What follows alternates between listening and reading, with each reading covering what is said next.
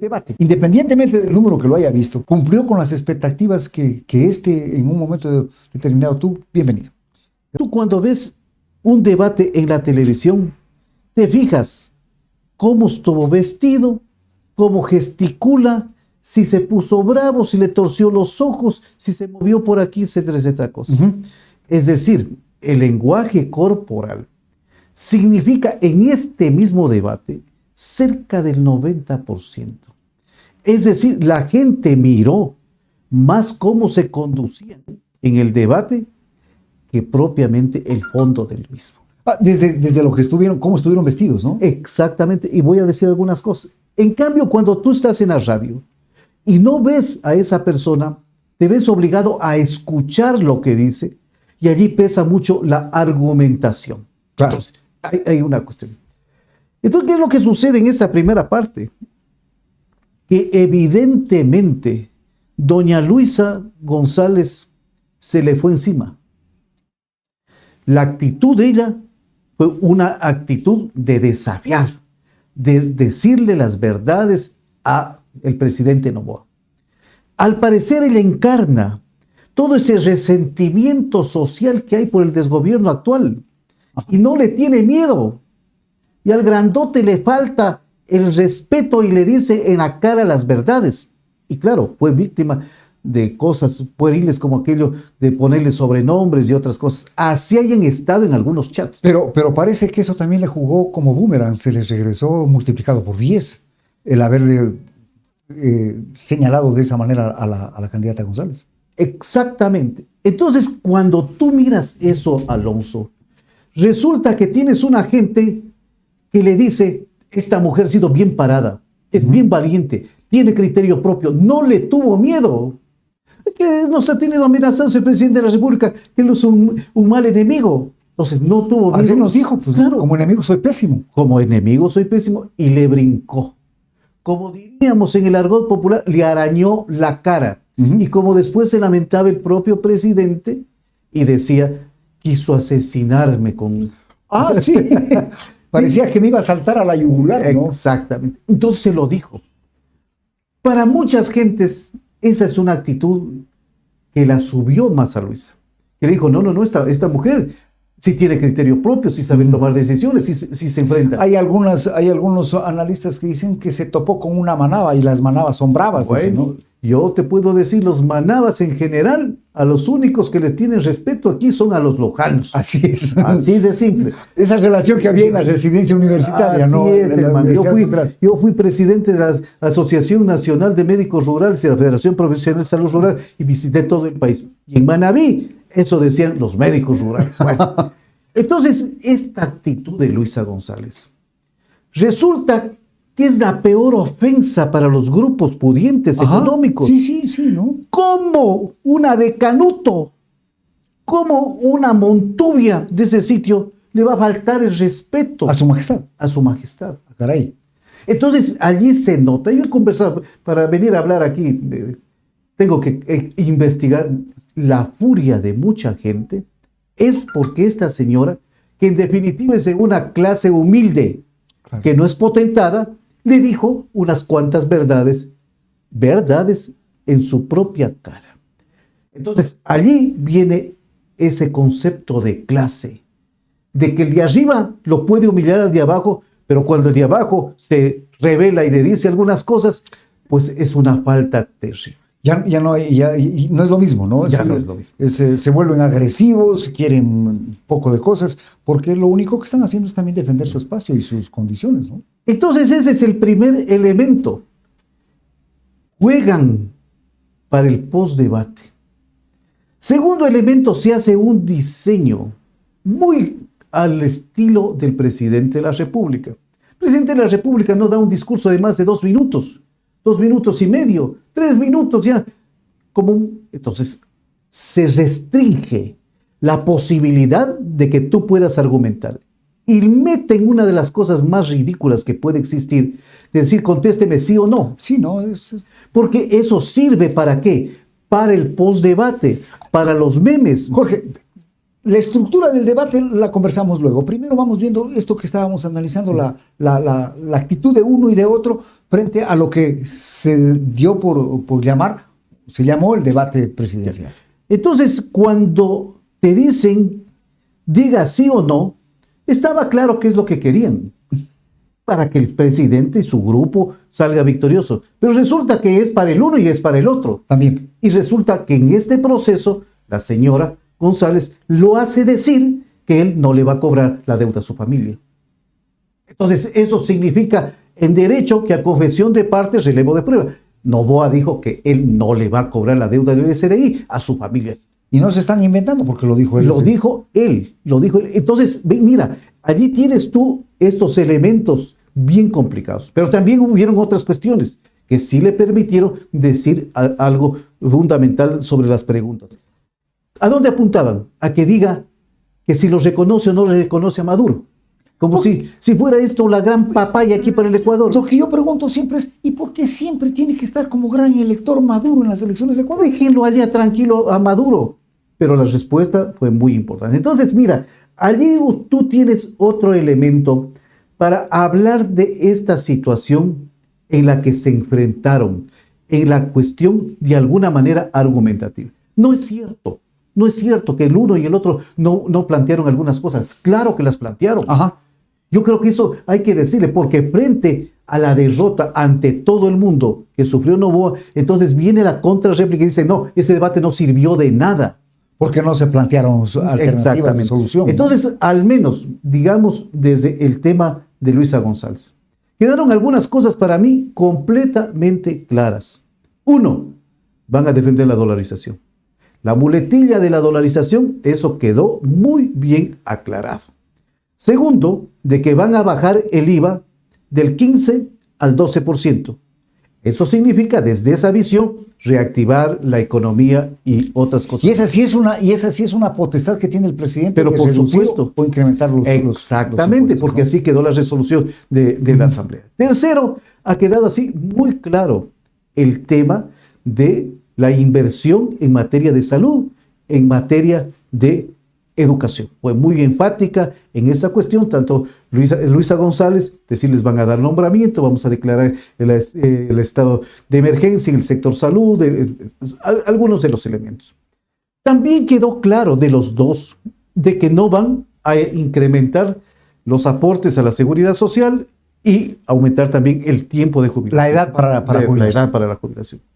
Pero allí entonces viene una de las cosas de la discusión.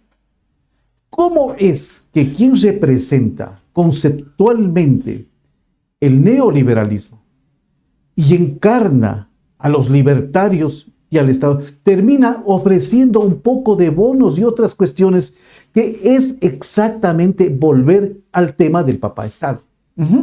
Porque lo que habíamos dicho anteriormente es que estaban en juego dos modelos de conducción del Estado. Dos modelos. El modelo keynesiano de intervención del Estado, de una actitud de redistribución del Estado frente a lo de la privatización. Entonces allí tú puedes ver algunas incoherencias que se dan. Eso en términos generales. Ahora bien, yo creo que hay otros elementos que no fueron aprovechados. Yo creo que Luisa González debió haber aprovechado más esto para mandar un potente mensaje al sector indígena del país, que lamentablemente no lo hizo, y le dieron la oportunidad. ¿Por qué razón? Porque Noboa comenzó a hacer girar el tema de la discusión en base a una nueva asamblea constituyente, y el indigenado ha planteado que no es conveniente. Entonces, eso debió haber sido materia de decirlo allí en el debate. Perdió doña Luisa esa oportunidad. Otro asunto, el tema de la minería a cielo abierto. No se dio de parte de la candidata de la Revolución Ciudadana una clara posición respecto de esto que es tan sentido por los ecologistas y por el movimiento indígena. Y lamentablemente la discusión no fue al fondo del modelo económico. Es probable que esa discusión para la gran mayoría a lo mejor no les interese o no la entiendan. Incluso no es muy entendible. Exactamente. Pero sí, para cierto público debió haberse insistido en esta parte que es fundamental. Hay una cuestión que hay que hacerla conocer al público. hay una discusión enorme en torno a unos supuestos chats que se han dado entre los miembros del Consejo de Participación Ciudadana en torno al nombramiento del superintendente de bancos. Y toma relevancia a eso porque son los bancos en donde se lava el dinero, en el sistema financiero en general se lava el dinero. Entonces, quien haga las veces o quien haga las funciones de superintendente de esas instituciones va a tener especial cuidado en que no se den, no se haga o se deje hacer lo que se viene diciendo en el país. Y ahí entonces la importancia de el superintendencia de bancos. A ver, sobre esto, mi querido Alonso, es fundamental. La acusación de Noboa es en base de una, entre comillas, de una prueba de los chats. Es decir, aquí está la prueba, esta es la verdad.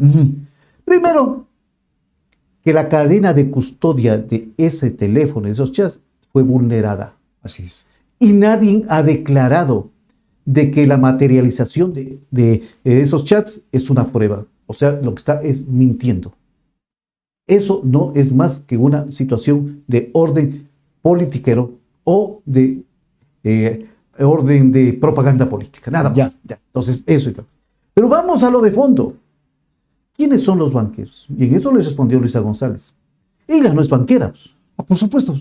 De Canuto no se ha sabido que salgan, que ella tenga un banco. ¿Dónde están los banqueros? En el grupo del señor Lazo, en donde su cuñado estuvo implicado con el tema de la mafia albanesa, y en donde se supone que en ese banco también podrían lavarse dinero. Pero el propio señor Noboa, cuya familia es dueña de otro banco, en donde también podrían lavarse este dinero.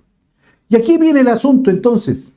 ¿Quiénes son los interesados en que nadie les ponga el ojo? Los dueños de los bancos, pues. Por supuesto. Los dueños de los grandes capitales.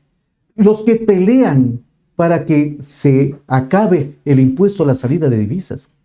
Desde la lógica del presidente de la República en días anteriores, él planteó de que se estarían saliendo del Ecuador, lavándose en el Ecuador 30.000 millones de dólares. Que es una monstruosidad. Pero por supuesto es casi igual al presupuesto general del Estado. Yo lo sigo, lo escucho, lo analizo a Fernando Carrión y él decía que los últimos datos hablan de que se estarían lavando en el país, producto del narcotráfico, corrupción, minería ilegal, etcétera, alrededor de 4.000 millones. Pues una cantidad inmensa. 4.000 o 30.000, las dos son cantidades, la una más alta que la otra, pero son inmensas al fin y al cabo. Entonces, por exclusión, ¿a quiénes les interesa que no les topen? A los dueños de los bancos. Porque, a ver, clarito hablemos las cosas. Vienen y se pone esa platita en los bancos, platita mala vida. Pero ese banco, al moverla, al prestarla con el encaje bancario, genera riquezas. Así es. O sea, ese lavado está generando riquezas. ¿En favor de quién? Pues de los dueños de los bancos. De los dueños de los bancos. Claro. Entonces, la pelea por la superintendencia es para ejercer un control de lo que están haciendo. Sobre ese dinero. Sobre ese dinero. Pero de y eso es lo que les duele. Pero justamente de ese tipo, de ese control sobre ese tipo de recursos, es lo que se habla y se dice, ellos se coludieron, estaban poniéndose de acuerdo para nombrar un superintendente de bancos que no era el que nosotros proponíamos. Efectivamente. No te olvides que el inicial era planteado por el propio señor Lazo. Claro. Y que después lo retiró. Entonces, por ejemplo, allí donde está el intríngulis de la corrupción también debería eso ser nombrado de otra manera, de otra forma, capaz de garantizar completa claridad. Eso en este punto. Ahora, vamos un poco a conversar sobre la estructura del debate. El debate, así como está planteado, así como lo planteó el Consejo Nacional Electoral, permitió que se evidencien diferencias entre la una y la otra propuesta. Hay algunas cosas. Mi querido Alonso, lo primero que hay que rechazar, y decirlo aquí con claridad, no puede ser que haya un formato de debate para cada ocasión, porque eso significa de que alguien de por afuera, que tiene poder, pues influye para que así hagan la pantomima de que esto ha sido con preguntas, etc. A la final termine haciendo. Y aquí hay que decirlo con claridad. El diseño de este debate fue para favorecer a Daniel Noboa, que casi no habla nada. A él lo pueden sacar con tirabuzón, a lo mejor las palabras. Entonces, ¿qué es lo que sucede en un debate?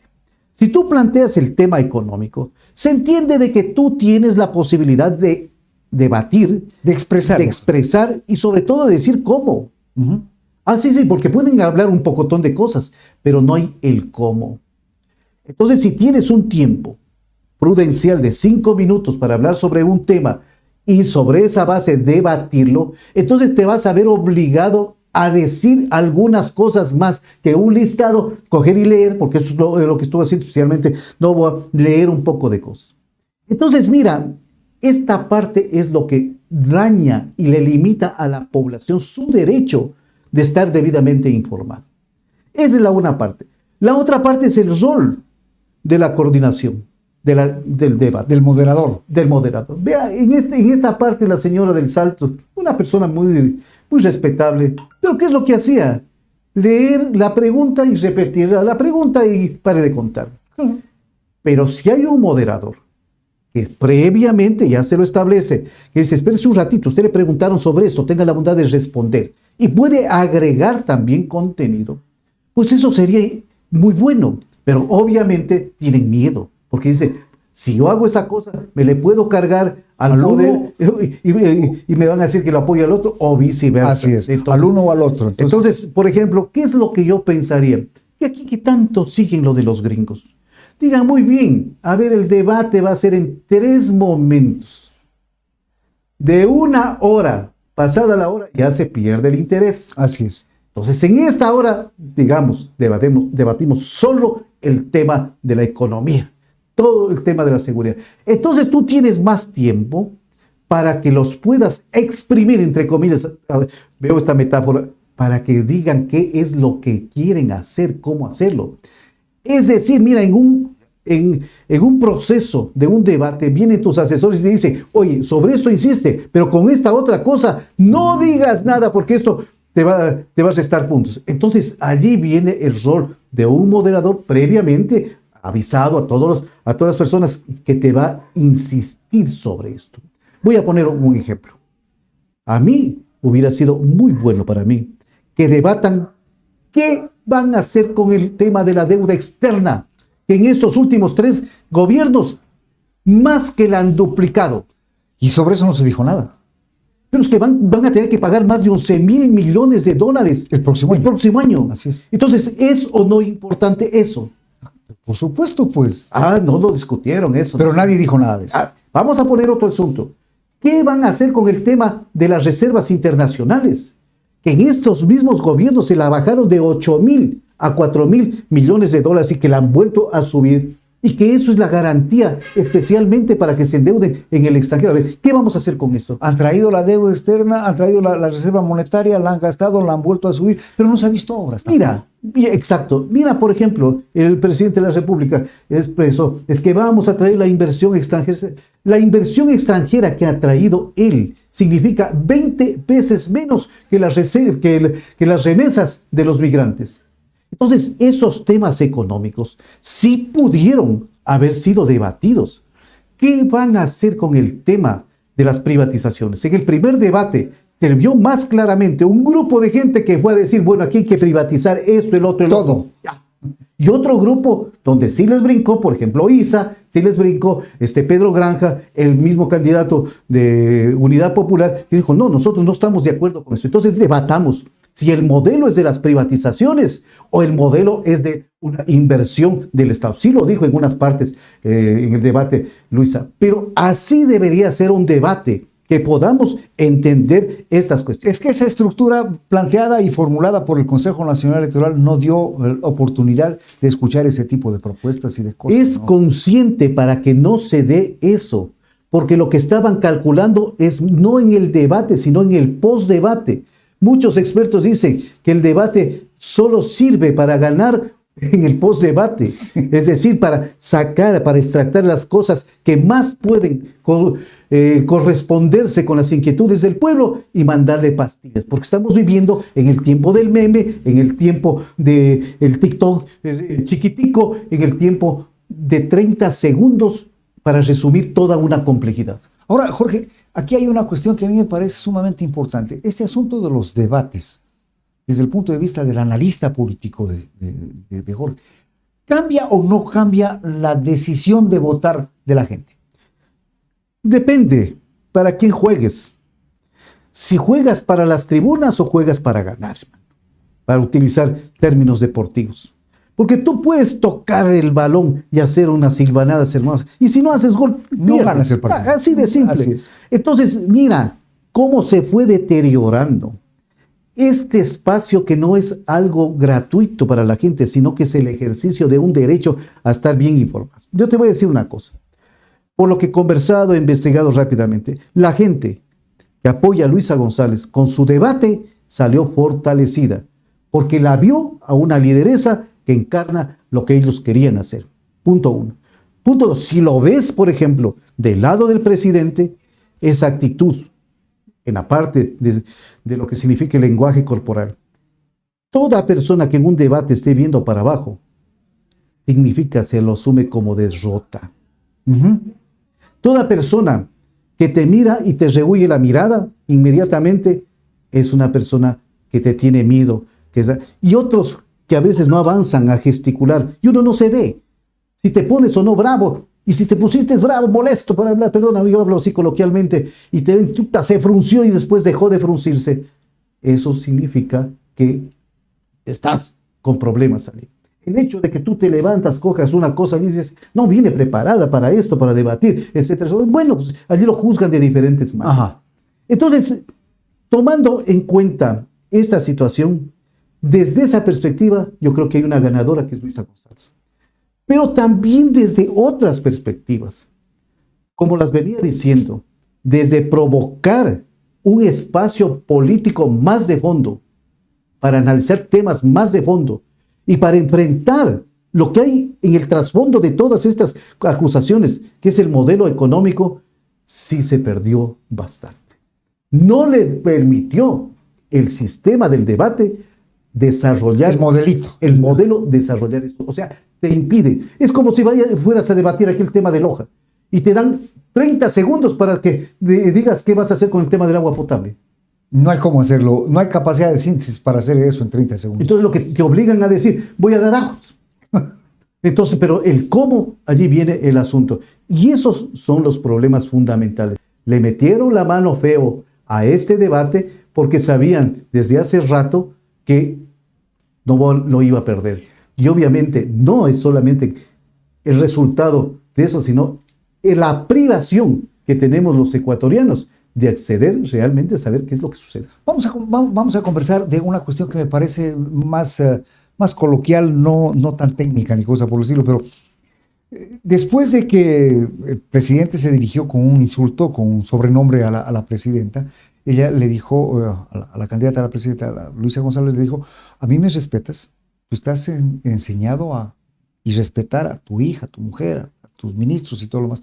Ha salido una cantidad de gente a decir que lo de Luisa es la prueba fehaciente de una violencia ejercida en el momento del debate y que no debió haber jamás utilizado la imagen de la niña, de la hija de él, para involucrarla en temas de orden político. ¿Tu opinión respecto a eso? Yo creo que debió omitir lo de la niña. Pero la verdad es que con todas estas cuestiones, no te olvides que la ex esposa del señor habló en la Asamblea Nacional. Así es, con pruebas, con documentos, desarrolló todo aquel proceso de lo que se llama violencia vicaria y pidió de que se lo incluya en nuestro andamiaje jurídico. Entonces ese asunto no es que lo sacaron ese rato, es todo un proceso en que muchas gentes, especialmente mujeres, han venido reclamando contra esto que se llama violencia vicaria. ¿Quién es la persona que revictimiza a su propia hija? Es el presidente. Y a mí me parece terrible eso, porque al meter todos estos problemas y al utilizar lo que significa el poder del Estado para influir en algunas decisiones, se está dando con palos de ciego a todo el mundo. En otras palabras, soy claro, por defenderse de su ex esposa, pues también le va dando a una criatura. Entonces, estas cosas deben ser objeto de una norma muy claramente establecida. No quiero justificar aquello de la rana René con lo que significa una estigmatización permanente, tampoco justifica el que hayan algunas manifestaciones que pueden terceros salir, o por lo menos otras gentes los están revictimizando a partir de esas declaraciones. Ahora, el problema es que frente a esto hay una gran cantidad de mujeres que se sienten, que están a favor del presidente y que decían no debía haberse hecho ese tipo de mención. Yo digo que hay una división, porque en cambio hay otras cantidad muy impresionante de mujeres que están contentas. Que están de acuerdo, ¿no? Que están de acuerdo de la actitud que tuvo la candidata González para defender a las mujeres. Ahora, esto no es parte del debate, por supuesto, pero sucedió después del debate. Y es el hecho de que el Tribunal Contencioso Electoral acaba de suspender por 2 años los derechos de la señora vicepresidenta Abad, con lo cual, ¿qué tenemos? ¿Presidente o no tenemos vicepresidente o no tenemos vicepresidenta? El Tribunal Contencioso Electoral puede hacer eso, es decir, destituir a alguien que fue electo con el voto popular. Alonso, esa es una muestra de lo que vivimos en una dictadura. La dictadura no solamente es por torcer el resultado electoral, sino quién se está tomando los poderes del Estado. Y esto que acaba de suceder con el Tribunal Contencioso, porque hay que leer la argumentación del juez. ¿Por qué comete una infracción grave, muy grave, la señora vicepresidenta? Y es porque se está defendiendo. O sea, esto es una cosa irrisoria. De acuerdo a eso, tú no puedes decir nada. Porque no se trata que un hombre le haya insultado a una mujer. Se trata de que una mujer la acusa de violencia de género a otra mujer. A mí me parece que eso se está abusando. Pero más allá de eso, hay que decir también 2 cositas. Escuché con todo detenimiento la argumentación de los señores del contencioso electoral y allí dijeron con claridad que esto no modifica la situación actual. Con lo cual sigue siendo vicepresidente. ¿Por qué razón? Porque ya tienen un antecedente. El alcalde Pincay de Puerto Viejo no asistió al debate y le suspendieron todos los derechos y pusieron su multa, alguna cosa de eso. Y sigue despachando. ¿Cuándo comienza a operar eso? Cuando se termine su alcaldía. De igual manera, acá la señora sigue siendo vicepresidenta y cuando deje en el mes de mayo de ser vicepresidenta comienza a aplicarse la sanción sanción, que significa no poderse elegir ni ser elegida. Pero ya salió este ministro de la Gasca inmediatamente a decir que ya van a ver, en otras palabras lo que dijo es que van a mandar una terna o van a encargar simplemente. ¿Por qué razón? Alonso, todo tiene un porqué. ¿Tú recuerdas cuál fue esa tibia posición de la Corte Constitucional? Lo privó a Noboa de encargar a dedo a una vicepresidenta. Medio tibio, paniaguado allí. Ahora no lo puede hacer. Entonces viene el problema. ¿Cómo se presentó en el debate? ¿Como presidente o como candidato? Lamentablemente eso no se lo dijo. Si se presentó como candidato, a ver, ¿a quién encargó la vicepresidencia? Entonces allá hay un callejón sin salida. Si la Corte Constitucional hiciera seguimiento de su propia resolución, con seguridad le dijera al Tribunal Contencioso Electoral que el señor no puede continuar en la campaña. Entonces había que buscar... Pero eso no se va a lograr. No, perdóname. Aquí por eso es lo que digo. Está cooptado muchos poderes el tema. Mira, acá de la parte del contencioso electoral, de todo el Tribunal Electoral, el Consejo Nacional Electoral, la parte de la Fiscalía, buena parte de la Corte, es decir, los poderes están desde Carondelet cooptados. Quiero hacer mención, hay un saludo desde Canadá, de Pedro Monteros. Dice un saludo al analista doctor Jorge Fernando Reyes. Muchas gracias a Pedro, le enviamos un saludo emocionado desde acá. Qué buena cosa poderlo por este medio a mi querido amigo y compañero Bernardino, Pedro, nuestros compañeros de lo mejor, de lo más querido en el Bernardo Valdivieso.